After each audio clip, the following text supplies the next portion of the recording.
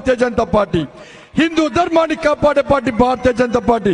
హిందూ ధర్మాన్ని కాపాదేస్తే, హిందూ సమాజాన్ని చీల్చే ప్రయత్నం చేస్తే, హిందూ దేవులను కించపరచం చేస్తే బరాబర్ భారతీయ జనతా పార్టీ అడ్డుకుంటాం. నీ సంగతి తెలుస్తున్న విషయాన్ని రాష్ట్ర ముఖ్యమంత్రి గుర్తుంచుకోవాలి. కమ్యూనిస్టు పార్టీ గాని, కాంగ్రెస్ పార్టీ గాని, టిఆర్ఎస్ పార్టీ గాని హిందూ సమాజాన్ని హేళన చేస్తూ కేవలం 12% ఉన్న మైనార్టీల కోసం కక్కుర్తిపడి మైనార్టీ సంతుష్టీకరణ విధానం అవలంబిస్తున్న పార్టీలకు గుణపాఠం చెప్పాలన్నా వద్దా? ఒక్కసారి భాగ్యనగర్ ప్రజలు ఆలోచించండి. భాగ్యనగరాన్ని భాగ్యనగర్ అవుతామా? భాగ్యనగరాన్ని పాత బస్తీగా మారుతామా? ఒక్కసారి భాగ్యనగర్ ప్రజలు ఆలోచించండి. ఈ ఎన్నికలు దేశ భక్తులకు దేశ ద్రోహులకు జరుగుతున్న యుద్ధం. దేశ భక్తుల వైపు మీరుంటారా? దేశ ద్రోహులకి ఎలా భాగ్యనగర్ లో స్థానం ఇస్తారా? ఒక్కసారి ఆలోచించండి. ఛత్రపతి శివాజీ, బాబాసాహెబ్ అంబేద్కర్, సర్దార్ పటేల్, వీర సావర్కర్, తాంత్యా తోపే, ఇలా స్వామి వివేకానంద వారసులుగా భారతీయ జనతా పార్టీ అభ్యర్థులు మీ ముందుకు అభ్యర్థులుగా వస్తున్నారు.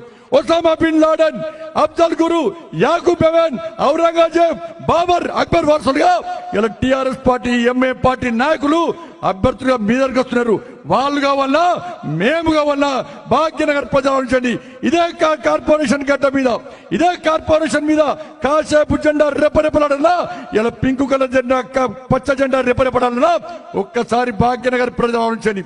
వాళ్ళ మైనార్టీల పేరుతోని కక్కుర్తి, వాళ్ళ ఓట్ల కక్కుర్తి పడేలా హిందూ సమాజాన్ని కులాల పేరుతోని, వర్గాల పేరుతోని, వర్ణాల పేరుతోని, సంస్థల పేరుతోని, సంఘాల పేరుతోని చీల్చి ఎట్టి పరిస్థితుల్లో అడ్డదారిలో గెలవడానికి ఇలా టీఆర్ఎస్ పార్టీ చేస్తున్న ప్రయత్నాన్ని ఒక్కసారి భాగ్యనగర్ ప్రజలు గుర్తుంచుకోవాలి. మేము ఏ మతానికి వ్యతిరేకం కాదు, ఏ వర్గానికి వ్యతిరేకంగా కాదు. ఇదే ముఖ్యమంత్రి అన్నాడు, నేనే నిక్కాసైన హిందును, నేనే భయంకరమైన హిందును, నేనే నిజమైన హిందును, నేనే యాగాలు చేస్తా, నేనే పూజలు చేస్తా, నాకంటే హిందువు ఎవడన్నాడు? ఇలా 15 నిమిషాలు సమయం ఇస్తే హిందువులను నరికి చంపుతానని పార్టీతోని చెట్టపట్టలు వేసుకున్నా. నువ్వు నిజమైన హిందువో ఒక్కసారి ఆత్మవిమర్శ చేసుకో. కరీంనగర్ గడ్డ మీద హిందుగాళ్ళు బొందుగాలంటే నేను తీసుకుపోయి బొందబెట్టిన సందర్భాన్ని ఒక్కసారి రాష్ట్ర ముఖ్యమంత్రి గుర్తుంచుకోవాలి. తెలంగాణ ఉద్యమంలో ఏనాడు పాల్గొన్న పార్టీ ఎంఏ పార్టీ, తెలంగాణ రాష్ట్ర ఏర్పాటును వ్యతిరేకించిన పార్టీ ఎంఏ పార్టీ, హిందువులను కించపరిచే పార్టీ ఎంఏ పార్టీ, హిందూ దేవులను అవమానపరిచే పార్టీ ఎంఏ పార్టీ, వాళ్ళ హిందువులు ఆరాధ్య దైవంగా భావించే గోమాతను వధించే పార్టీ ఎంఏ పార్టీ, ఉగ్రవాదుల శవయాత్ర నిర్వహించే పార్టీ ఎంఏ పార్టీ, ఉగ్రవాద సంతాప సభ నిర్వహించే ఎంఏ పార్టీ.